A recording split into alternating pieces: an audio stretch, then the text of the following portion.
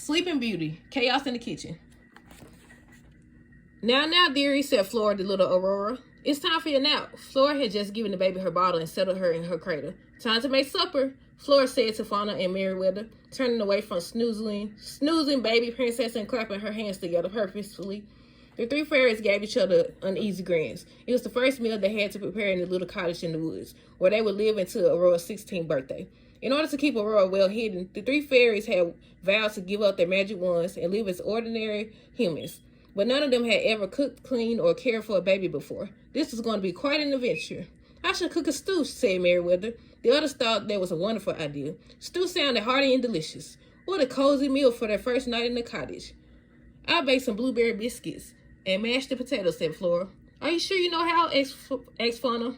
How hard could it be, said Flora. Fauna, why don't you make a salad to go with Merryweather's stew? I'll try, said Fauna brightly. Soon Merryweather was chopping meat and vegetables. Flora was mixing flour and water, and Fauna was slicing and dicing the salad vegetables. An hour later, dinner still wasn't ready. Merryweather's stew smelled like old boots. Flora opened the oven and pulled out her biscuits, which were as flat as pancakes. The mashed potatoes were terribly lumpy, and somehow most of the salad greens had ended up on the floor. The three fairies looked at one another in dismay. Back to the drawing board, girls, said Flora, but let's not be too hard on ourselves. After all, we've got 16 years to learn how to cook without magic. And that's how long it's going to take, replied Fauna. Merryweather laughed. Fauna was obviously joking, wasn't she? It's going to take 16 years.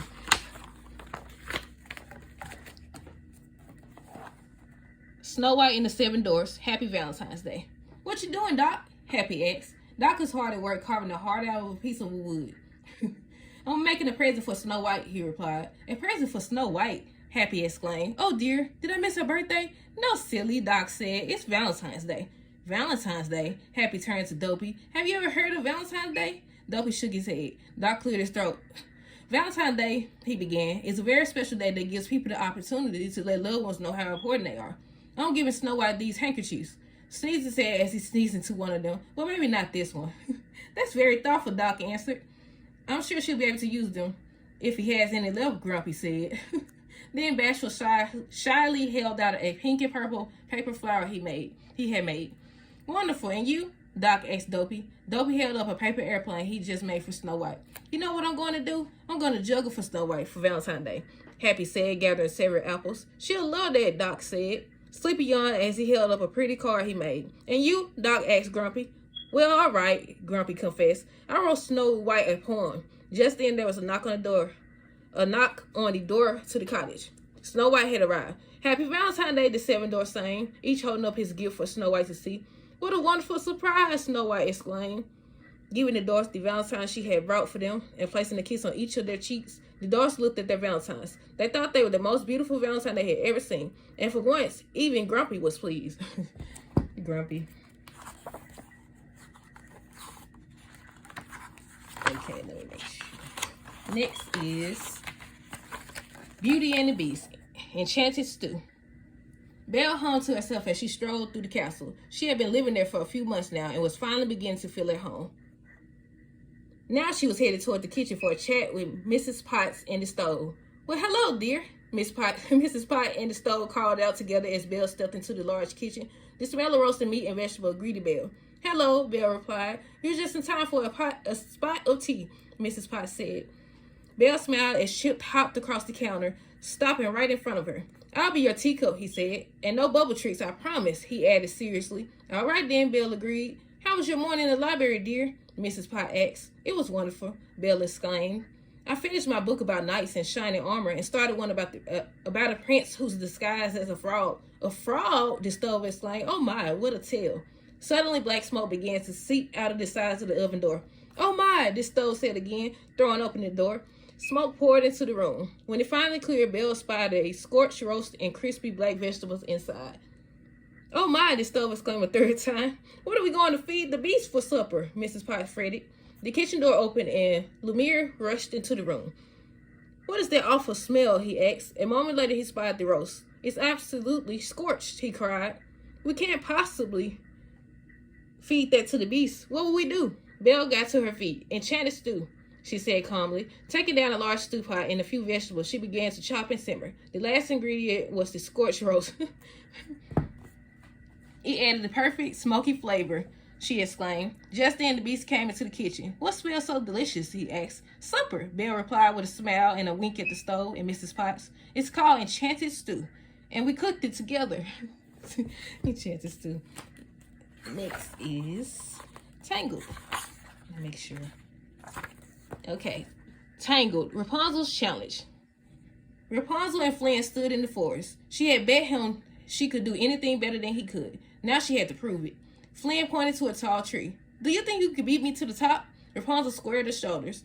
In a flash, she threw her hair onto a branch and swung gracefully up into the tree. Flynn pulled out 2 arrows and used them to climb right past Rapunzel. Suddenly, from up above, Flynn heard a voice call down, Yoo-hoo, Flynn Rider! What took you so long? Flynn looked up and gasped. Rapunzel was sitting at the top of the tree. How did you get up there so fast? He cried. Rapunzel pointed to her golden hair. That's cheating, Flynn argued. You can't use your hair to help you. I demand another contest, and this time no hair. The two decided to have a race next. First one to the river wins, Flynn declared. Rapunzel and Flynn sprang forward. But as Flynn raced along, he accidentally tripped over Rapunzel's hair. Rapunzel didn't realize what had happened. She kept running and sprinted to the river's edge. She had won. That wasn't fair, Flynn panicked. You used your hair again. Flynn insisted they had one more contest. Rapunzel sighed. She had beaten Flynn twice. Surely she could do it again. Flynn pointed to the river. Let's see who could cross this first, he said. Rapunzel was nervous. She had never learned to swim. As Flynn drove into the water, Rapunzel looked around. How could she get across? Suddenly, she had an idea. Flynn panted as he climbed out of the river. I did it, he said. I won. Then he looked up. Rapunzel was standing on the shore, completely dry. I don't understand, Flynn said. You got here first, and you're not even wet. That's because I didn't swim across, Rapunzel said. I swung across. Oh, I see, Flynn said. He shook the water from his hair and grinned slyly. Then I win. Remember, no hair. I didn't use my hair, Rapunzel said. She held up a long, thick vine. Flynn sighed. He hated to admit it, but Rapunzel had beaten him fair and square. Cinderella. Bedtime for Gus. Cinderella looked out her bedroom window as the sun was setting. The clock in the tower of the castle struck 8. Cinderella tapped gently on the walls of her attic room. Bedtime, everyone, she called. Jag, Suzy, Gus, and the other mice hurried out of their mouse hole. But, bedtime, Gus asked. Gus was Cinderella's newest mouse friend. She had just rescued him from a trap that morning. Close your eyes and fall asleep, Suzy explained. Gus looked confused. He closed his eyes and started to tip over. Jack caught him. Not fall, Gus, he said.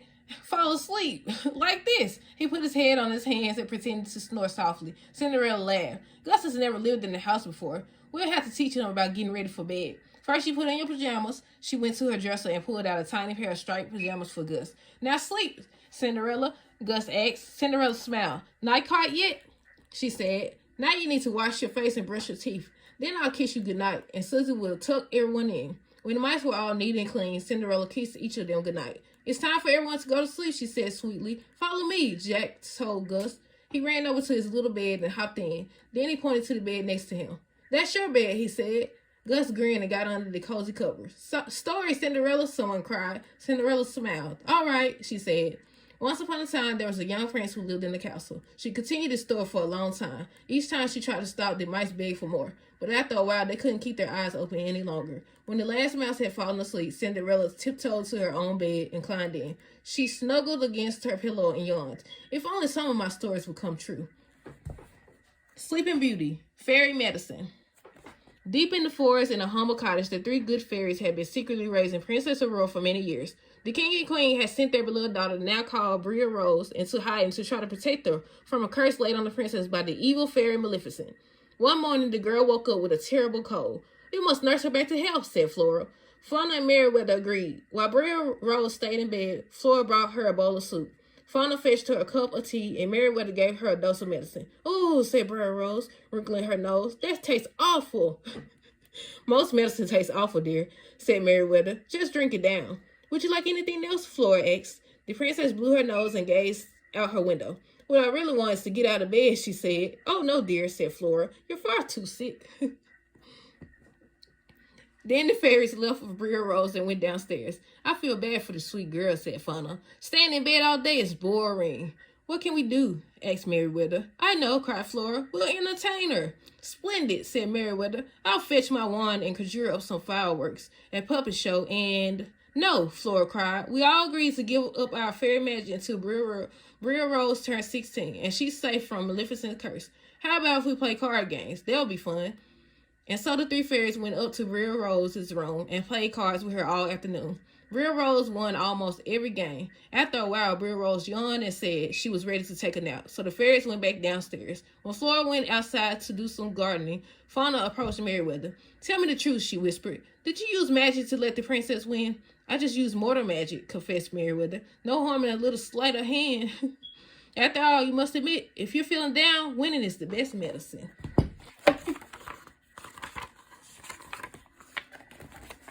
Snow White and the Seven Dwarfs. Dream Tales. One morning, Snow White got up early and prepared a special breakfast for the dwarfs. Fresh cinnamon porridge. Good morning, Snow White greeted the dwarfs. Did everyone sleep well? Biker lady. Biker lady. Doc replied, like a baby. What about you, princess? Snow White shook her head. I had a bad dream, she said. I dreamed my stepmother, the Wicked Queen, was coming to get me. Oh no, Happy cried. If she's coming, you better hide. And quick, Grumpy added. That queen is trouble, mark my words. The other dwarfs nodded and looked nervous. Dopey even hid under the table. Snow White laughed. Why are you hiding? She exclaimed. Why you should know that dreams aren't real. She smiled at the dwarf. What about all of you? Did you dream about anything last night? Happy laughed cheerfully. I dreamed about the things that made me happy. Like what? Snow White asked. Happy paused for a moment. Friends and work and sunny days. Well, gosh, I guess all sort of things, he replied. Just about everything makes me smile.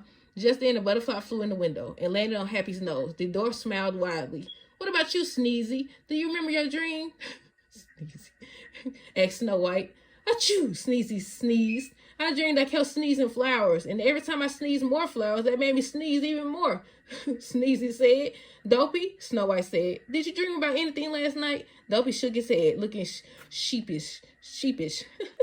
Grumpy rolled his eyes. Of course he did, he snapped. He dreams he's the wisest ruler ever to sit up on a throne. That sounds like a marvelous dream, Dopey, Snow White said, clapping her hands. But what about your dream, princess? Bashful asked quietly. Aren't you scared? Not a bit, Snow White replied. Remember, dreams are just make-believe. They disappear as soon as you wake up. I think it's time to make this breakfast disappear, grumbled Grumpy, and that's just what they did.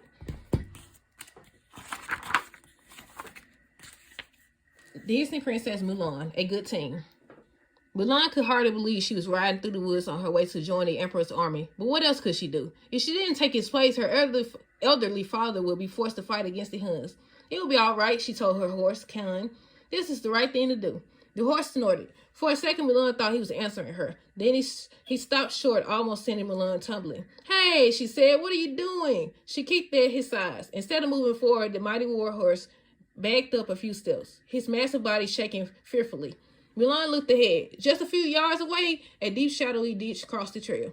Is that what you're afraid of? Mulan asked the horse. Don't be silly. It's just a small ditch. Step over it, you big chicken. She kicked again. Still, the horse refused to go. He just danced nervously in place. Come on, Mulan shouted impatiently. You're being ridiculous. She nudged him again and again, but Khan wouldn't budge. Mulan tried everything she could think of, but the horse wouldn't take even one step forward. Mulan didn't know what else to try. She collapsed onto Khan's neck, feeling hopeless. Now what? She asked. She didn't seem to have much choice. Sliding down from the horse's back, she walked toward the ditch. To her surprise, Khan followed her. Mulan gasped. Could it be? Could the big, bold, strong war horse really be trusting her to lead him over the scary ditch? Come on, she said, reaching for his bridle. The horse allowed her to lead him forward. A few more steps and he was standing at the edge of the ditch. The last step is the big one, Mulan warned. Holding the reins, she hopped over the ditch. For a moment, she was afraid he wouldn't follow. Then he jumped. Mulan was yanked forward as Khan landed 10 feet past the ditch. Good boy, Mulan patted the horse. I think we might just make a good team after all. Let's see what's next. Disney Princess Pocahontas. Listen with your heart. It was a clear, crisp day. Pocahontas had just finished visiting with Grandmother Willow. Now she was climbing to the top of a high mountain with her friends, Meeko the raccoon and Flick the hummingbird. Soon the friends came to a fork in the path. Which direction should we take, Meeko? Asked Pocahontas. The raccoon pointed to the wider, flatter path, which made Pocahontas laugh. Let's try this one, she said, pointing to the narrow, steeper route. They climbed and climbed, and the path grew narrower and steeper. As Pocahontas sat down on a large tree stump to catch her breath, the wind suddenly picked up. Then the clouds moved in and rain poured down on them. Uh-oh, said Pocahontas, jumping to her feet. We can't stay here, and it's too slippery to climb back down. We need to keep moving. Pocahontas paused. Where should they go? I need to listen. Pocahontas said to herself, I must listen with my heart to the spirits all around us, and they would keep us safe. Pocahontas tried to listen, but it was hard to hear anything over the pouring rain and rushing winds. Suddenly she heard them. The spirits spoke to her. They told her to climb a little higher just a bit, and there she would find shelter. Come on, Meeko, come on, Flit, she called over the wind and rain. We'll find shelter just a little way up. Sure enough, the friends found an opening in the rocks just a bit higher up the path. Between the rocks was a small cave, and inside it was warm and dry. The storm soon passed, and the sun came out. Come on, Pocahontas cried to Meeko and Flit. Let's go see what it looks like at the top. They hurried the rest of the way up the trail until they came out on a wide flat ledge. Far below, they could see the forest, and beyond it, the sparkling blue sea. You see, Meeko, you see, Flit, said Pocahontas. We're seeing the world in a different way. Isn't it beautiful? And just think, she said, more to herself than to the other two. If I hadn't chosen that unexplored path, I would never heard the spirits talk to me. The Little Mermaid, Sebastian's big day. It was Sebastian's big day as composer for the court of King Triton. He had been working very hard on a new piece of music. And that evening, he was going to conduct the Royal Orchestra as they played his song before the kingdom for the first time. Just before the curtain went up, the musicians began to gather backstage. Music filled the air as the trumpet fish and the conch shell players tuned their instruments. Benny the Octopus, the orchestra's drummer, was the last musician to arrive. Sebastian, he exclaimed, rushing over to the conductor. I can't play tonight. Sebastian stared at Benny in shock. What do you mean? You have to play. You don't understand, Benny replied. I can't. I took a nap this afternoon and fell asleep on my tentacles, and now they're all tingly. I can't hold my drumsticks. What am I going to do? Sebastian exclaimed, looking around at the musicians. My composition calls for 8 drums. Benny has 8 tentacles, 1 for each drum. Where will I find enough hands to take its place? Just then, Ariel and her 6 sisters swam backstage to which Sebastian looked. Ariel, Sebastian cried, am I glad to see you? He explained his problem to Ariel and her sisters. Could each of you help by playing a drum in the concert? He asked. Of course, the mermaid sisters replied. Sebastian breathed a sigh of relief. Okay, we have 7 drummers. We just need 1 more. The musician stared at Sebastian. Me? He said. But I am the composer and conductor. This is the day my true genius will finally be appreciated. I cannot be hidden in the drum section. But there was no other choice. When the curtain went up, minutes later, there was Sebastian drumming away. His day in the spotlight would have to come another time. As he played, he shrugged and smiled. Well, you know what they say, he whispered to Ariel. The show must go on. Ariel guessed. No, Sebastian replied. A true genius is never fully appreciated in his own lifetime. Sebastian always saying something. Disney Princess Brave. Merida's Wild Ride. It was a soggy, stormy afternoon. Merida sat in the stables reading from an old book of Highland tales. Look, Merida said. Magical horses. That one is called a Kelpie. It's a water horse. Merida looked up. The sun was coming out. Come, lad, she said to her horse Angus. Let's go for a ride. As Merida and Angus reached the woods, a flash of gray caught her eye. Merida guided Angus to a clearing. In it stood a magnificent gray horse. Breathless with excitement, Merida whispered to Angus, I know that horse is magical. The horse lowered its head as Merida approached. Patting his nose, Merida swung onto the horse's back. She didn't have a bridle, but she knew she could guide him with her hands wrapped in his mane. The horse bolted, but Merida wasn't frightened. She had been around horses all her life. Merida tried to calm the horse, but he ran on. They were headed toward a large lodge, a deep, dangerous lake. Even worse, Merida's hands seemed to be stuck in the horse's mane. The horses brushed against a tree and trapped rainwater fell down on Merida. One of her hands came free. Just ahead, Merida spotted a bridle hanging from a tree. Merida stretched to reach, but it was just beyond her fingertips. Angus, the bridle, she called. Merida looked up at the sound of a whining. Angus galloped up next to them, and he was carrying the bridle. He tossed it. Merida caught it with her free hand and slipped it over the horse's head. With the reins in her hand, she guided the horse to a path that led away from the cliff's edge. As they reached the shore of the lodge, the horse finally slowed to stop. Merida was no longer stuck. She jumped off and removed the bridle. The stallion galloped down the shoreline. Back at the stable, Merida looked at the book she had been reading. She found the legend of the Kelpie. Once a bridle is put on a Kelpie, the water horse will do your bidding, she read. She looked up at Angus. Was it possible? Had she been riding a Kelpie? Snow White and the Seven Dwarfs, Rise and Shine. All right, dwarfs, Doc called one morning. Is everyone ready to leave for work? Let's see. We've got Happy, Dopey, Sneezy, Bashful, Grumpy, and Doc looked around. Sleepy, he called. No answer. Sleepy was nowhere to be found. Sleepy probably asleep. Oh no, not again, Doc complained, leading the other dwarfs up the stairs to their bedroom. There, just as Doc expected, they found Sleepy dozing peacefully in his beds. Oh, this is ridiculous, exclaimed Grumpy. We go through this every single morning, dragging Sleepy out of bed, and I'm tired of it. I have an idea, said Doc. We'll have to take the day off from the diamond mine and stay here today to work on my plan. But I think it will solve our problem once and for all. The dwarfs gathered into a huddle around Doc as he outlined the details. Then they got their tools and set to work. Soon the bedroom was filled with the sounds of hammering, sawing, and metalworking. All the activity was centered around Sleepy's bed. But despite the loud racket, Sleepy slept on. He slept all morning. He slept all afternoon. He slept all evening. He slept through the night. Then, bright and early the next morning, an alarm clock perched on Sleepy's bedside table sprang to life. Its bell jangled noisily, shaking the clock. The clock, which had a rope tied around its handle, bounced across the top of the table until it fell off the edge. The falling clock tugged on the rope, yanking the broomstick at the other end. When the broomstick moved, the large weight it was propping up dropped to the floor, activating the pulley that pulled up sharply on Sleepy's headboard.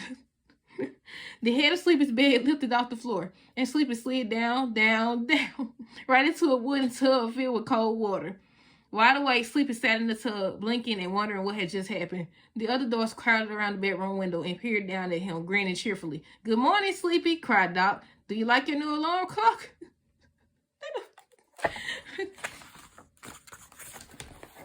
Cinderella, dear sisters.